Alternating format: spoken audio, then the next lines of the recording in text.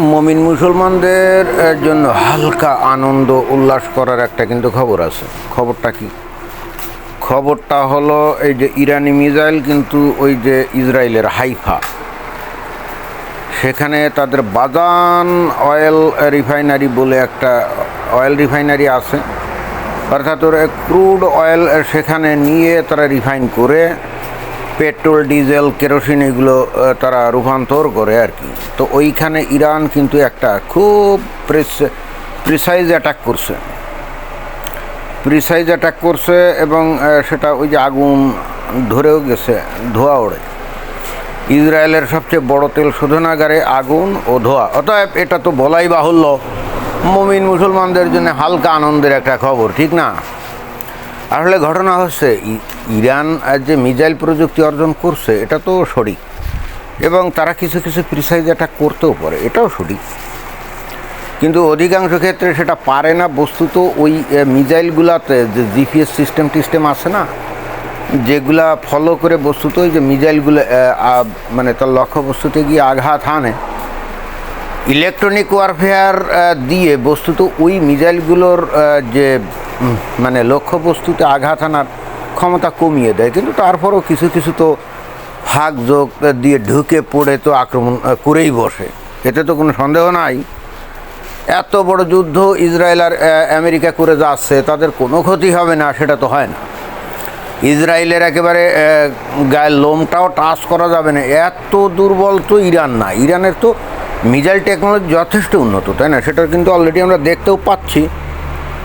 এখন এই যে হাইফাতে যে তেল শোধনাগারে ইরান যে সুন্দর অ্যাটাকটা করলো, ফলাফল কি? ফলাফল যেটা এখন হতে যাচ্ছে সেটা হলো যে আমরা কয়েকদিন আগে দেখছিলাম যে ইরানের যে রিফাইনারির যে তেলগুলো নিয়ে ওই যে ডিপো করে রাখছিল, মানে ওই যে বড় বড় যে ট্যাঙ্কের মতো আছে না, ওই তেল জমা করে রাখে, তো ওইগুলো তো কয়েকদিন আগে ওই ইসরায়েলি বিমান গিয়ে হামলা করে ধ্বংস করছিল। মনে হয় যে ওইটার প্রতিশোধ স্বরূপ ইরান পাগল হয়ে গেছিল, অন্তত অ্যাটলিস্ট ইসরায়েলের কোনো না কোনো তৈল শোধনাগারে যদি আক্রমণ না করতে পারে তাহলে তো কেমন হয়। এই জন্য তারা পাগল হয়ে মরিয়া হয়ে অবশেষে কিন্তু সফল হলো। কিন্তু এই সফলতার মূল্য বা মাসুল ইরানকে এখন ভয়ঙ্করভাবে দিতে হবে। সেটা কীরকম জানেন? সেটা হলো যে আমরা দেখছিলাম যে ইসরায়েল ওই যে মানে তেল ডিপোতে আক্রমণ করেছিল, কিন্তু তেল শোধনাগার অথবা তেল উত্তোলন যে কূপটুপ আছে, অর্থাৎ যেখান দিয়ে তেল উত্তোলন করে ওই জায়গাতে তো আর আঘাত এতদিন কিন্তু করে নাই। মানে যেটা মনে হচ্ছিল আমেরিকা এবং ইসরায়েল চাচ্ছিল যে এই ইরানের যে ইসলামী রেজিম সেটার পতন, তবে তেলের যে ক্ষেত্র আছে ওইগুলো ইন্ট্যাক্ট থাকুক, কারণ যুদ্ধ শেষ হয়ে গেলে তো এটা ওখানে যে বা যারাই ক্ষমতা আসুক, অতঃপর আমেরিকার সাথে তো সম্পর্ক বজায় না রেখে তো চলতে পারবে না। তো তখন ইরানের চলতে গেলে তেল লাগবে না, তেল তখন বেচা বিক্রি শুরু হবে।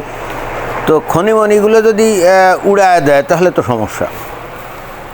এইগুলোকে কিন্তু অ্যাভয়েড করার চেষ্টা করছিল আমেরিকা এবং ইসরায়েল তো একেবারে অ্যাগ্রেসিভ মোডে, তাদের বক্তব্য হলো কোনো কিছুর অস্তিত্ব রাখবে না। সেখানে হয়তো আমেরিকা বলছিল না, এই তেল ক্ষেত্রগুলোকে রেখে দিতে হবে, এখানে কোনো ঝামেলা করা যাবে না। ইসরায়েল তো মাঝে মাঝে আবার আমেরিকার কথা শোনেও না, কিন্তু যাই হোক তারপরেও অ্যাটলিস্ট ওইগুলো কিন্তু এড়িয়ে যাচ্ছিল। কিন্তু এখন হাইফাতে অর্থাৎ খোদ ইসরায়েলের তৈল শোধনাগারে যেহেতু হামলা হয়ে গেল, তাহলে এখন ইসরায়েল কি করবে পাল্টা? এখন কিন্তু আর ওই ইরানের তেল ক্ষেত্র বা যে তেলের ডিপো বা রিফাইনারি এইগুলো কিন্তু আর ইন্ট্যাক্ট থাকবে না। এইগুলোতে কিন্তু ইসরায়েল একেবারে ভয়াবহ হামলা চালাবে, এবং এমন হামলা চালাবে যে ওদের আর কোনো কিছুর অস্তিত্ব থাকবে না। এরপরে এই ইরান একেবারে পথের ফকির হয়ে যাবে। তেল ক্ষেত্রগুলো যদি ধ্বংস করে দেয়, তেল উত্তোলনও করতে পারবে না, বেচা বিক্রিও করতে পারবে না। অন্তত মিনিমাম 15 থেকে 20 বছর মানে ভিখারির মতো এতে থাকতে হবে। সেই ব্যবস্থা কিন্তু এখন ইসরায়েল করবে, কোনো ছাড় হবে না এখানে, কিন্তু কোনো ছাড় হবে না। কারণ তেলের ডিপো ধ্বংস করা আর তেল ক্ষেত্র ধ্বংস করা দুটো ভিন্ন জিনিস।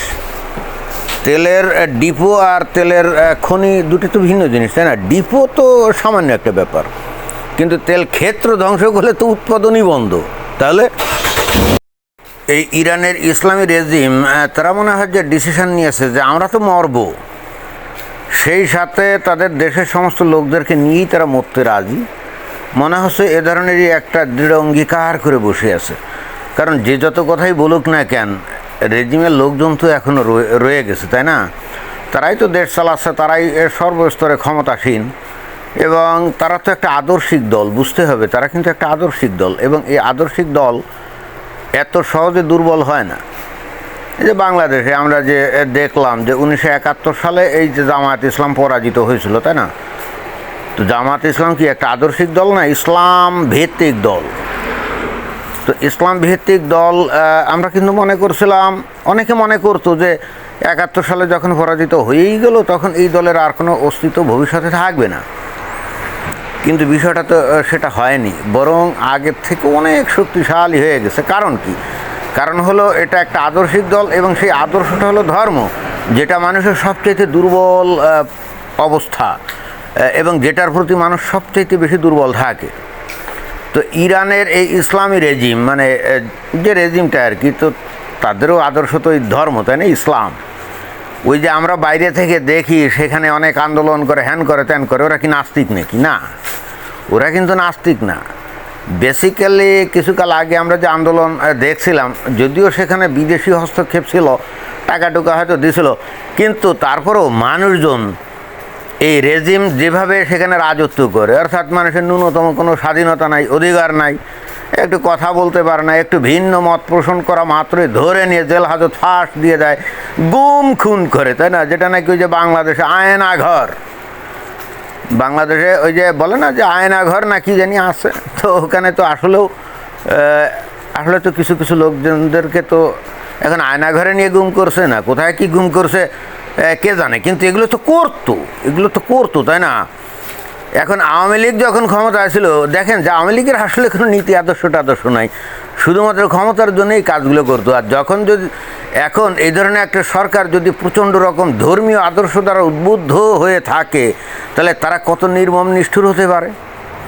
এবং সেই ধরনের নির্মম নিষ্ঠুর কিন্তু এই যে, যেমন ধরেন যে এই যে ইরানের ইসলামী রেজিম, অথবা মনে করেন যে জামায়াত ইসলাম, আপনারা দেখছেন যে 71 সালে যে জামায়াত ইসলাম পরাজিত হয়েছিল, সেই স্বাধীন বাংলাদেশে তারা যে একটা বিশাল শক্তি নিয়ে এই বাংলাদেশে খালি টিকে থাকবে না, রীতিমতো ক্ষমতার দোরগোড়ায় চলে যাওয়ার মতো সেই ধরনের ক্ষমতা তাদের হয়ে গেছে। কারণ দেশের সাধারণ মানুষ তো ভাই তারা নাস্তিক না, উদার না, তারা তো eventually they are very much attracted to their religion Islam, right? তো অতএব এই মনে করেন যে গত যে 12 তারিখ ইলেকশনটা হলো, যদি এই জামাত ইসলাম কোনোভাবে কায়দা করে ক্ষমতায় যদি যেত, তাহলে বাংলাদেশের অবস্থা কিন্তু হতো ইরানের মতো। একবার ক্ষমতায় গেলে এরা কিন্তু পরে আর কোনোদিন ইলেকশন টান কোনো কিছুই দিত না, সংবিধান পুরো চেঞ্জ করে উল্টাপাল্টা করে এমন কায়দা করতো যেটা নাকি অনেকটা ওই যে ইরানের মতো, অথবা মনে করেন আফগানিস্তানের মতো হতো, এরকমই। তো যাই হোক, এই জন্যে এই এখন ইসলামী রেজিম, যেহেতু তারা ধর্মীয় আদর্শভিত্তিক দল এবং তারাই ক্ষমতায়, তারা চিন্তা করছে যে আমরা যদি দুনিয়াতে না থাকি, তাহলে ইরানের জনগণ যাতে নাস্তিক হয়ে ওই দোজখে গিয়ে আগুনে না পড়ে, এই ব্যবস্থা কিন্তু তারা করতে চাচ্ছে। এবং এই হেতু তারা সিদ্ধান্ত নিয়েছে যে আমরা যদি মরি তো সবাইকে নিয়ে আমরা মরবো, আমরা বাঁচলে সবাইকে নিয়ে বাঁচবো। এটা একটা খারাপ দিক না, ভালোই আমার কাছে মনে হয়। তো হ্যাঁ, তো সেটাই মনে হয় এইবার ইসরায়েল করবে, যেহেতু ইসরায়েলের রিফাইনারিতে, অয়েল রিফাইনারিতে আক্রমণ হানা হয়েছে। ইরানের কোনো অয়েল ক্ষেত্র বলে আর কিছু থাকবে না, তাদের শিল্প ইন্ডাস্ট্রি যেগুলো নাকি মনে করেন যে বেসামরিক শিল্প ইন্ডাস্ট্রি আছে না, ওগুলোরও কিন্তু আর অস্তিত্ব থাকবে না। ওয়ান আফটার অ্যানাদার এখন কিন্তু ধ্বংস হতেই থাকবে। এবং এখন ইরান যদি যুদ্ধ থামাতেও চায়, ইসরায়েল কিন্তু যুদ্ধ থামাবে না, কারণ তাদের এখন লক্ষ্য হবে একেবারে যত বেশি সম্ভব ধ্বংস করে দেওয়া, এবং তারপরে গিয়ে থামবে। অর্থাৎ ইরান কমপ্লিটলি একটা ডিস্ট্রাকশন ডেকে আনতেছে, দুর্ভাগ্য অথবা সৌভাগ্য কি জানি, বাংলাদেশের 12 ফেব্রুয়ারি ইলেকশনে জামায়াত ইসলাম সামহাও জিততে পারে নাই, যদিও আমি মনে করেছিলাম যে তারাই জিতবে, এবং আমার ধারণা যে ইলেকশন ফেয়ার হলে তারাই জিততো। এখন জোড়াতালি দিয়ে তো ভাই একটা দেশ চলতে পারে না, তাই না? দেখবেন যে এই বর্তমানে যে সরকার, ঠিকই দেখবেন এই বাংলাদেশের মানুষের ধর্ম মাদনা দিয়ে দেখবেন যে এই যে বিএনপি সরকার, আমি জানি না কতদিন টিকবে, কিন্তু এরপরে কিন্তু বাংলাদেশের পরিস্থিতি ইরানের মতো হয়ে যাবে, এতে কোনো সন্দেহ নেই। এবং তখন ওই যে আমরা এখন বলি না যে ভারত আক্রমণ করবে না, অমুক করবে না, সমুক করবে না, আজকে যেমন আমেরিকা আর ইসরায়েল গিয়ে দুইজনে মিলে ইরানকে তামাতামা করছে না, বাংলাদেশের ভবিষ্যৎও কিন্তু অনেকটা সেই রকম, যদি না দেশের মানুষগুলো ধর্মান্ধতা থেকে বের না হয়। যেরকম ধর্মান্ধ, কে জানি একজন বলছে এই গত 1.5 বছরে এই যে অন্তর্বর্তীকালীন সরকারের আমলে জামাত ইসলাম বা ইসলামী দলগুলোর আচরণের কারণে অনেক লোক নাকি নাস্তিক হয়ে গেছে। আমি এটা বিশ্বাস করি না, আমি তো অন্তত দেখি না তাদের নাস্তিক হয়ে যাওয়া বা উদার হয়ে যাওয়ার কোনো লক্ষণ, বরং আরও ধার্মিক, বরং এখন প্রচণ্ড রকম উৎসাহী। তারা মনে করছে any how del go to power and will make Bangladesh an Islamic state. আমার তো সেরকমই মনে হয়। তো যাই হোক, আজকে ইরান যে ভাগ্য বরণ করতে যাচ্ছে, in future Bangladesh will face the same destiny, এতে কিন্তু কোনো সন্দেহ নাই, অন্তত আমার তো নাই। ধন্যবাদ।